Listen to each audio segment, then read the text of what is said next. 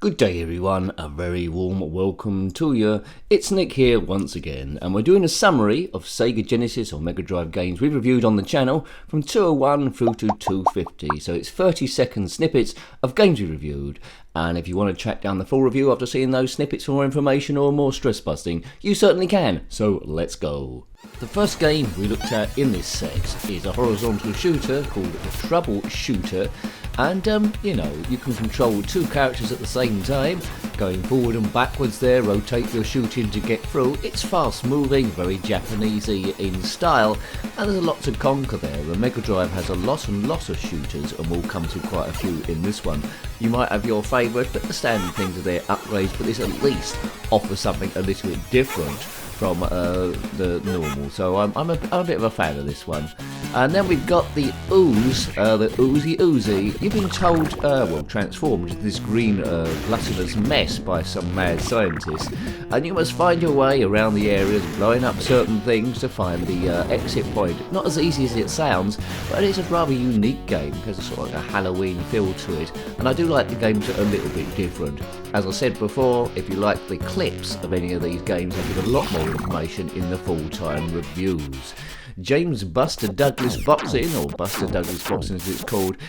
Rather large characters control here, and it does turn into rather a slugfest, but if you're looking for some sort of boxing game, then this is the one for you, really.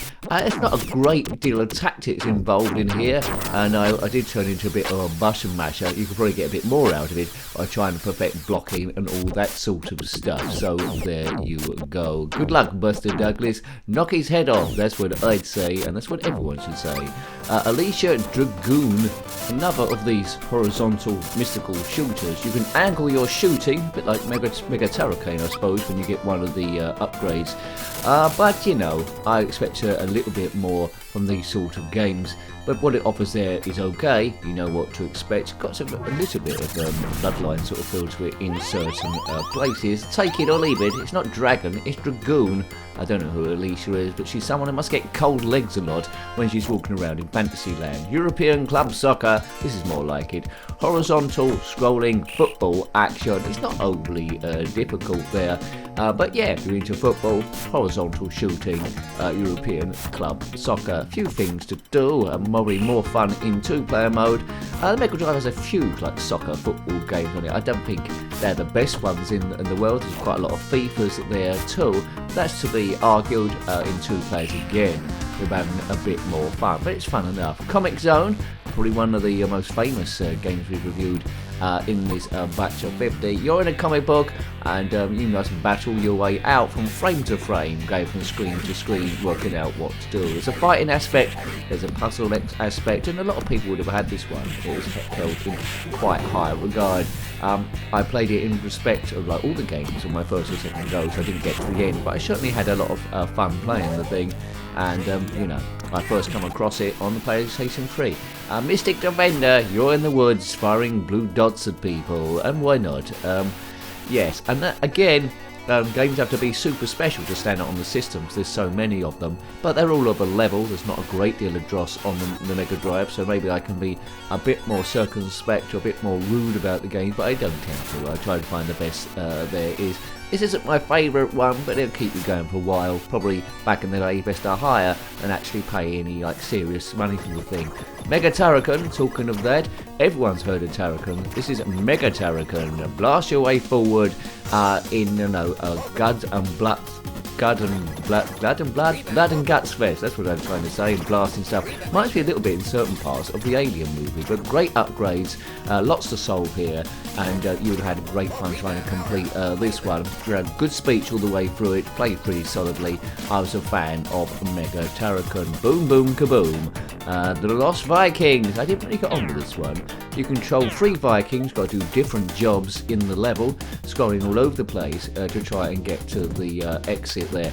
Yes, I prefer goblins with three eyes on the Commodore Amiga to this one, which was a similar sort of idea.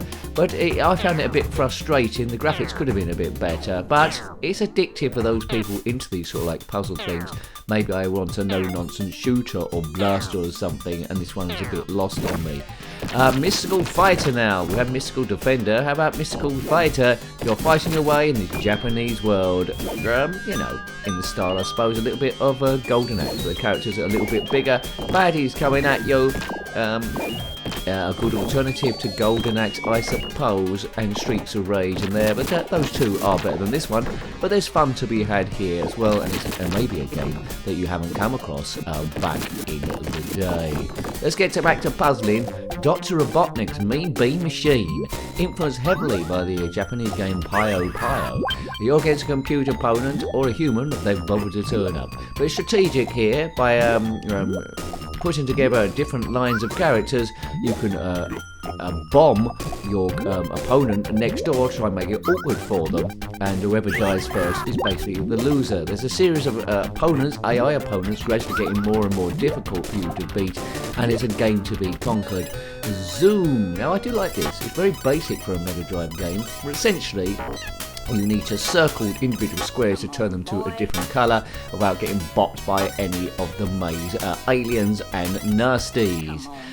Very, very addictive, this one. I find these games quite soothing to play. Speech is nice, got a good cutesy feel, and the difficulty level is just about right in my opinion. Zoom It, baby. It did come out on the Commodore Amiga as well, which we've reviewed. There's lots of different variants following that idea. Straight from the arcades, Teenage Mutant Hero Turtles, the Hyperstone Heist. Played this a lot in the arcades. It's up to 4 players there. Here I think you can play 2, or is it 3? Anyway, control any one of the turtles individually yourself against the footman of Splinter.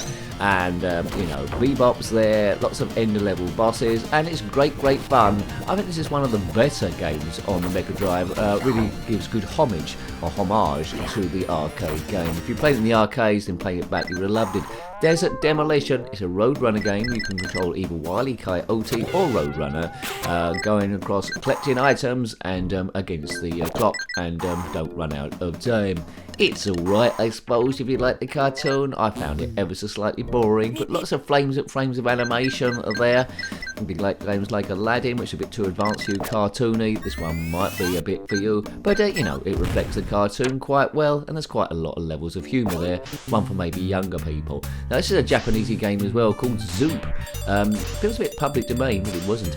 You need to zap these shapes coming at you at each side there. Before they encroach into the centre square. You can change the colour of your arrow, and that enables you to destroy different coloured shapes. Keep an eye on what's coming at you. If they encroach, you are mega doomed. Okay, you got that? That's quite easy to understand. Zoop it, baby. Next up, I'm sure, is Puyo Puyo, where Dr. Robotnik's Mean Bean Machine was influenced on. This looks very, very similar, but this one comes first from Japan. Having played that game first, Dr. Robotnik, I knew what to expect from Puyo Puyo.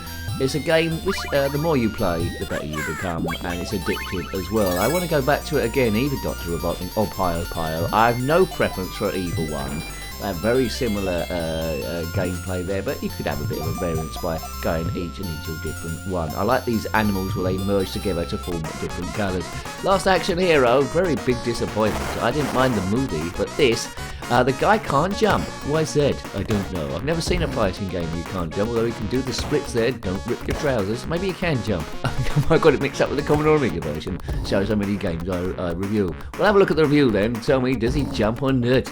Last Action Hero, certainly the last time I've been playing this game, because it's a bit lackluster for me. I want to say a bit more. Doesn't look like Arnold Schwarzenegger. Looks like some damn ballerina. Sonic and Knuckles, one of the games from the Sonic the Hedgehog games, so if you know anything about those, you'll know if you like this or not. I always find these games a bit too quick for me, because I'm an old dude and not a young person with lightning reflexes anymore, but it's Sonic, isn't it, so it would have sold quite well, and it's got his character Knuckles to help him around. Collect rings.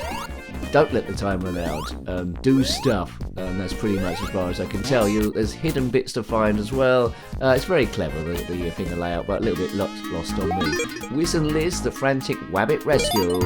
Now this is nice and gentle, this one. Lots of different levels. You need to collect items to create spells in order to get to the next one. Click the ingredients here in the barn at the stud, and it opens up into a level selection thing. Spell completed.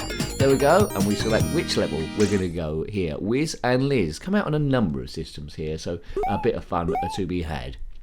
Without, you know, stressing you out too much, it's to calm you down ever so little. Scooby-Doo Mystery. Now, this is point and click. On this cartridge, you get 2 different mysteries to solve. You get stuck on one, maybe you can do the other. You're controlling primarily Scooby and Shaggy, and you've got to solve different mysteries here, going from place to place. Point and click. Not as exciting as games like The Secret of Monkey Island on the Commodore Amiga, but fans of the Scooby-Doo would like this. Probably best to go through the workthrough, because it wasn't too long, but I got absolutely lost. Anywho, and then you waste time doing nothing. Galaxy Force 2, influenced by games like Space Harrier and that Air one, and just go along in space, avoiding stuff, don't get hit, shoot whatever comes in your way. You've got to maintain energy though, so the more time things you shoot, the more energy you get for the next round. If you run out of energy, you're kaboomed. It's Galaxy Force 2, a good space adventure, not too many of them around from this like chase view style, and I humbly approve. Sometimes I did good, sometimes I did bad, and I'm not quite sure why. Heavy unit, and it is a heavy unit, horizontal shooter action with a range of different weapons, some interesting ender level bosses here. Survive as long as you can. The screen goes up and down, which doesn't happen in all these shooters, giving you varied terrain, makes the life interesting rather than just a drab shooter going across. Unfortunately, if you do lose your lives, you lose all your power-ups as well, and then it becomes a little bit more difficult to try and make any progress whatsoever. Tasmania, another cartoony sort of one. I prefer the Desert Demolition there, but equally, if you don't like cartoon stuff, you won't like this. But it does quite well. It's quite linear what you have to do, jump on waterfalls, gradually solve stuff, and it is very rewarding when you do work out what to do. But again, you might be a little bit lost without a few tips here and there. It's the Taz Devil from Tasmania, T-A-Z hyphen M-A-N-I-A. Atomic Robo Kid. Now I thought the craft he was controlling this was a little too big on all versions of the game. The music is good enough, but it's just not very exciting. It's okay, but it looks a little bit like a tech demo, an unfinished game to me. And with so many to choose from on the Mega Drive, I can't see any reason why you wouldn't come back to this. But it would have had its fans, people that owned it back in the day that did any sort of distance. There's always a chance there's bits I might not be quite getting just playing it on my first go. Next stage please. Mega Robo Man. Now this had its fans, this one. You go around a maze, blasting stuff to try and get that object in the middle or wherever it shows up. Initial screens are just one screen long, but then you can get gates to go to other screens as well. Don't get hit by the enemy, release everything you need to release, and then it's off. You're a Mega Bomberman setting bombs about the place. Do well where you're positioning them. Don't get hit by bunny rabbits. Bo bo bo bo bo bo. Skeleton Crew. Reminds me a little bit in angles as the Moonwalker from the arcades, Michael Jackson's Moonwalkers. I would have liked to see that with this engine, but this is Skeleton Crew. Got a choice of 3 characters with different characteristics and just blast around. I found shooting a bit weird because you have to angle it there, but it's just a coordination really. So you can go back and shoot at the same time, which I found a bit iffy. I've got the more heavy duty character here, but again you can play it in 2 modes. There's so much fun to be had going through. Fatal Rewind on the Amiga, this is called the Human Killing Machine. The water level is continually rising. You've got this device where you keep going up and up and up the screen. You don't be catched by the water in order to find the exit to get to the next level. You don't die straight away if stuff collides into you. It just withdraws your energy there, but there are extra energies and pickups along the way. It moves quite fast. Errors are penalised quite harshly, and then it's on to the next go. Stormlord, good on the Amiga as well. It's probably best here, to be fair. The graphics are a bit saucy for, you know, a game a kid can play, but And it also could be a little bit slower. It doesn't compare with fantasy games like Shadow of the Beast 2, which is not supposed to be. And I found out I was dying quite quickly. So sometimes the gameplay was unfair. But again, with a guy telling you what to do, it'd be a bit of an adventure, and you could lose your mind in this world and give up to it. So for that, it's okay. But you know, I wanted something a bit more. Super Fantasy Zone, another Japanesey type of game. It's got a different feel to most other shooters you would get. And for some reason, I quite like the thing. I don't know why. It's just straps it all down to a basicness with this old cartoony sort of like Japanesey style. Something about it made me feel quite relaxed to play, although I wasn't particularly good. God knows what's going on, but I was just going around shooting stuff for fun. Upgradable weapons, you can select between them there, and quite jolly music all the way through. Thunderfucks, yeah, not brilliant. This guy is called Fucks, and I don't know where the thunder is. Maybe in his pants if he's had too many beans. There's a flamethrower there. I think this was from the arcade, but rather a generic sort of name. Go through, destroy stuff. You can't go up and down, it's just left and right, so there's not a great deal of depth there. But look at the clouds, they're weird. That's a bit of parallax scrolling for you. Good luck, Thunderbugs. 2 players, well, then you've got a bit of extra grunt. Sonic Eraser. Now this isn't like Pio Pio, it's more like columns there. Get objects in a row. I suppose it's a little bit like that because you've got an opponent. I don't think it was fully released as a full game. It might have been on a demo disc somewhere, but it's like Pio Pio or Dr. Robotnik, so a lot of the bells and whistles missing. So again, a little bit of variant, but the two Sonics are fighting each other rather than different opponents each time. It's a shape sort of game. Hooray! I prefer column 3. Snow Bros, Nick and Tom. I think it's influenced by games like Bubble Bobble, this one, things like that. But anyway, turn your enemy into a snowball, or wrap them in snow and then blast them along. If any of the other enemies got caught in this snowball thing, or even you, they will die. There we go. Kill everyone, you're there, and your bonuses to collect before the time runs out. I thought it was quite cute, this game. Not a game I would have played a lot back in the day, because I was more into driving games and those sort of things, but I can understand this. Between the Hall. Now, you control this biplane, but I was quite heavily defined on the specials, the special powers that you kept playing, where you could just control a whole fleet at the same time. I tried to avoid using that as much as I could do. There we go, I'm bringing in the fleet, and there they go. They'll keep firing to get me out of bother. And that made it a bit easier. So it was alright. I found it better than the conversions of 1942 and 1943 on the Spectrum in terms of play, and I was quite fair, but I could last a while. Subterranea, like a puzzle, sort of like inertia game. You need to take your ship, pick up certain things without blasting it. So if you're familiar with games like Thrust, then you would be at home at this one. Certain things to do. So it's like Thrust on steroids, really. Subterranea, and the graphics are quite gorgeous, and the sound is gorgeous too. You'll be able to do the first level quite easily, then it gets a little bit trickier. Let's pick up the people there and deliver them to where they need to. It's a bit like Space Taxi, I suppose, on the Commodore 64 as well. NBA Jam. Take your team of unique players, it's 2 players there, and beat everyone in the league. It's there to be mastered, like a lot of these things. I didn't master it in my go, but basketball's not super big in the UK, bigger in the USA, but it moves fast, there's lots to do, and I sense this is quite a definitive sort of basketball game for those people that have the skills. I kept going for long shots and missing every now and again because I was a bit duff. Sometimes I went in, but not very often. Rebound. Dangerous Seed. Now this has got extremely good power-ups there. The ship's quite small, so that creates a big screen to move about in. Quite often with these shooters, the ship's a little bit too big. It's not scrolling left and right like some of them, so you've just got this horizontal, this vertical scrolling thing. There's not much depth of field, but it moves very, very fast, and you can lose control of it if you don't pay attention. But you know, it's pretty good. Lots of space there, lots of screens. Slap fight, terrible on other systems, sort of okay on this one.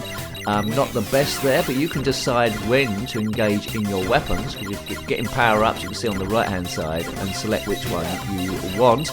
The the pitfall to fall in is to go into early one of the weaker weapons to try and make life easier first of all, rather than just hanging on and trying to survive.